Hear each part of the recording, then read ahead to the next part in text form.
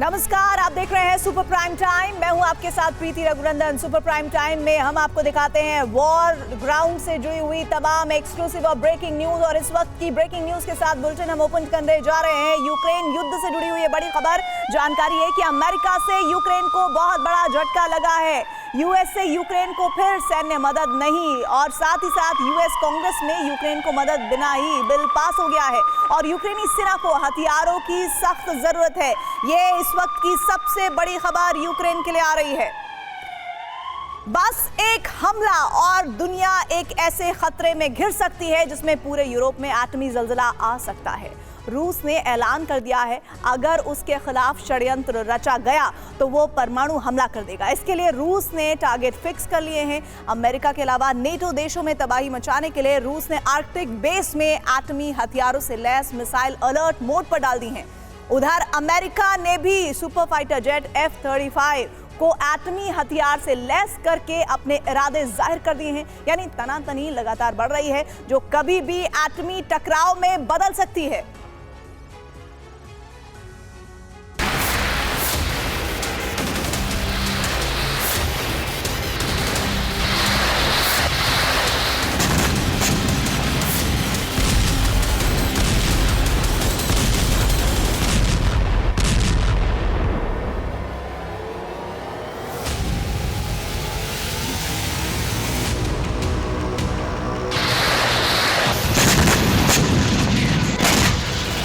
NATO में Sweden शामिल किया हुआ यूरोप में एटमी युद्ध का बिगुल बच गया।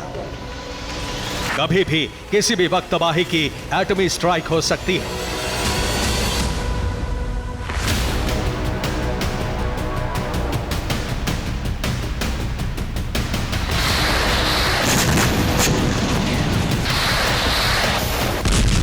हालात इतने गंभीर हो चुके हैं कि अगर नेटो या फिर रूस किसी भी तरफ से हमला हुआ तो यूरोप में तबाही का ज्वालामुखी फटने से कोई नहीं बचा सकता।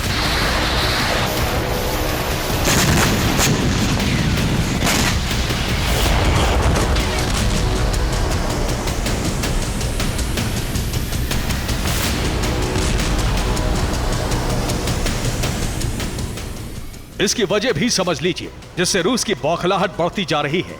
पहली वजह फिनलैंड के बाद स्वीडन का नेटो में शामिल होना। दूसरी वजह अमेरिका ने F-35 को परमाणु क्षमता से लैस किया। तीसरी वजह पोलैंड की धरती से यूक्रेन पहुंचेंगे नेटो सैनिक। चौथी वजह फ्रांस सैनिकों के साथ हाईटेक हथियार भी भेज रहा है। पांचवी वजह नेटो सदस्य देशों ने रूसी बॉर्डर पर मिसाइलें तैनात की। छठी वजह आर्कटिक में नेटो बड़ा युद्धाभ्यास करने जा रहा है।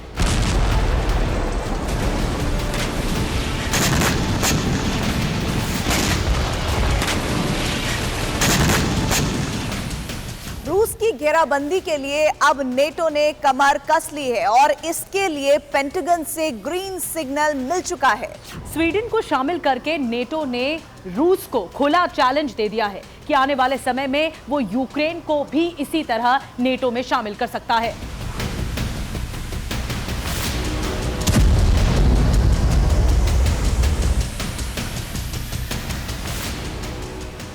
अब तक रूस करो या मरो वाली स्थिति में जा पहुंचा है। अगर रूस अभी कुछ नहीं कर पाता तो हालात कोल्ड वॉर से भी ज्यादा खौफनाक हो सकते हैं, क्योंकि नेटो जिस तरीके से घेराबंदी कर रहा है उससे साफ है कि वो हमला भी करेगा और रूस को सोवियत संघ की तरह खंड खंड भी कर सकता है, जिससे रूस फिर कभी सिर न उठा पाए।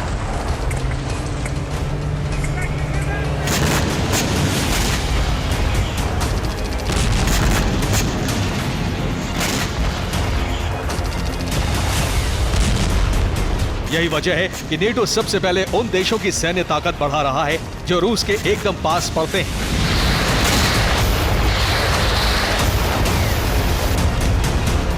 एक दिन पहले रूस ने वहां डिफेंस सिस्टम लगाए थे, अब मिसाइलों की तैनाती कर दी है।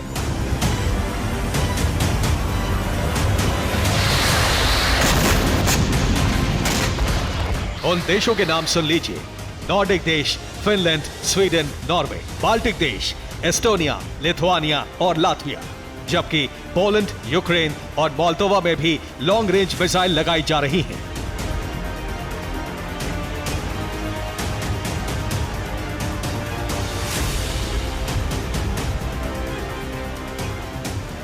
अब कहीं रूस हमला ना कर दे, इसलिए अमेरिका ने एक बड़ा फैसला लिया है, जिसमें F-35 को परमाणु हथियार से लैस कर दिया है।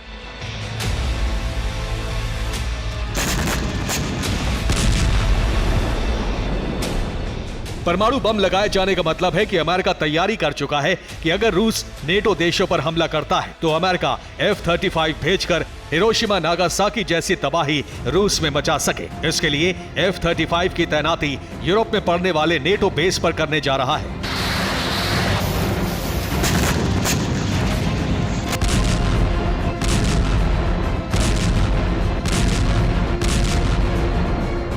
ये पहली बार होगा जब अमेरिका ने स्टेल्थ फाइटर जेट F-35 को न्यूक्लियर हथियारों से लैस किया है।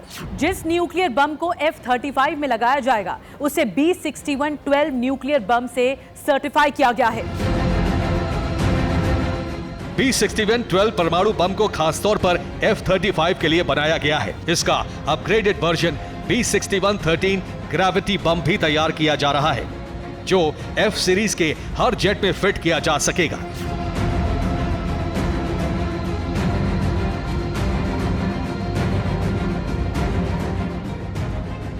लेकिन इसके जवाब में पुतिन ने भी तैयारी काफी पहले कर ली थी, क्योंकि उन्हें अंदाजा था कि यूरोप में एक दिन जरूर ऐसा आएगा जब दबदबा बनाए रखने के लिए एटमी हुंकार ही आखिरी विकल्प होगा।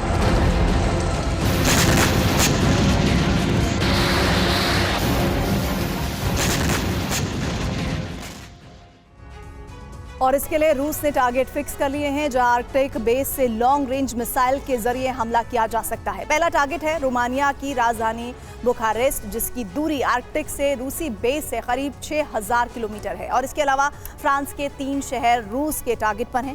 पेरिस, जिसकी दूरी आर्कटिक से करीब 5000 किलोमीटर, फ्रांस का मार्सिले, जो रूसी साइलों से करीब 5700 किलोमीटर है, और इसी तरह फ्रांस का लियोन भी करीब 550 किलोमीटर दूर है। जर्मनी की बात की जाए तो वो हैम्बर्ग भी टारगेट पर है उसका, और जर्मनी के म्यूनिक की आर्कटिक से दूरी करीब 5300 किलोमीटर है। जर्मनी के ही गार्मिस की आर्कटिक से दूरी करीब म्यूनिक जितनी है। पोलैंड का वॉर्सो भी निशाने पर है, और जो जानकारी आ रही है वो ये कि आर्कटिक से इसकी दूरी 500 किलोमीटर है। जबकि रूस ब्रिटेन पर भी बम बरसा सकता है। टारगेट पर सबसे पहले लंदन है।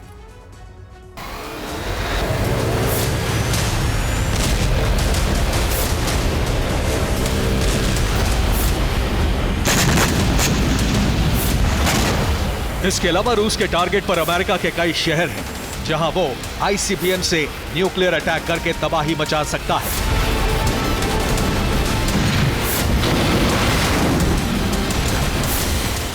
इसके लिए RS-28 सर्मन साइलो में अलर्ट मोड पर है।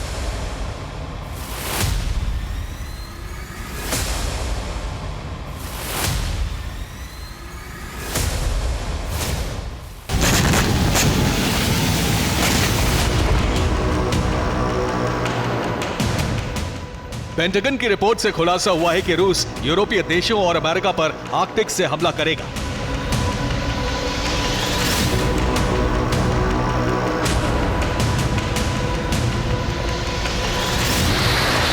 यही वजह है कि रूस ने कोल्ड वॉर के वक्त की मिलिट्री बेस को फिर से एक्टिव किया है।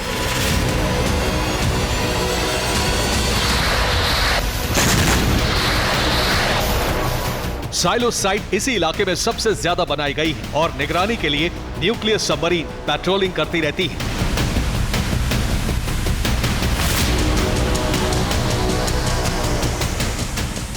रूस को अपनी ताकत दिखाने के लिए नेटो ने आर्कटिक में वॉर ड्रिल शुरू की है।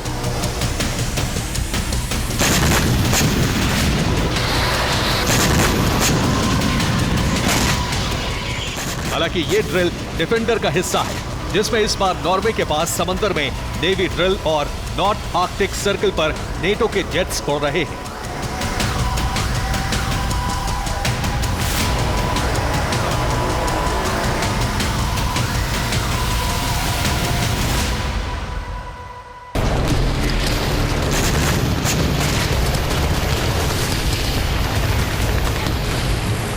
रूस की तरफ से कहा गया है कि ड्रिल के जरिए नेटो रूस को धमकाने की कोशिश में है। सिर्फ यही नहीं, नेटो ड्रिल के अलावा रूसी बॉर्डर के पास डिफेंस सिस्टम और मिसाइल लॉन्चर लगाकर रूस पर दबाव बढ़ा रहा है।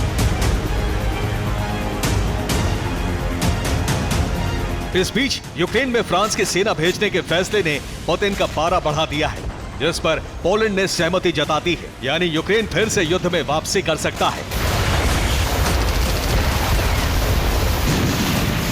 ऐसा हुआ तो इस बार पुतिन एटमी अस्त्र का प्रयोग जरूर करेंगे, जिसमें सबसे पहला टारगेट वो देश होंगे जिन्होंने यूक्रेन को हथियार और सैनिक भेजे हैं। Bureau report, TV9, Bharatvarsh.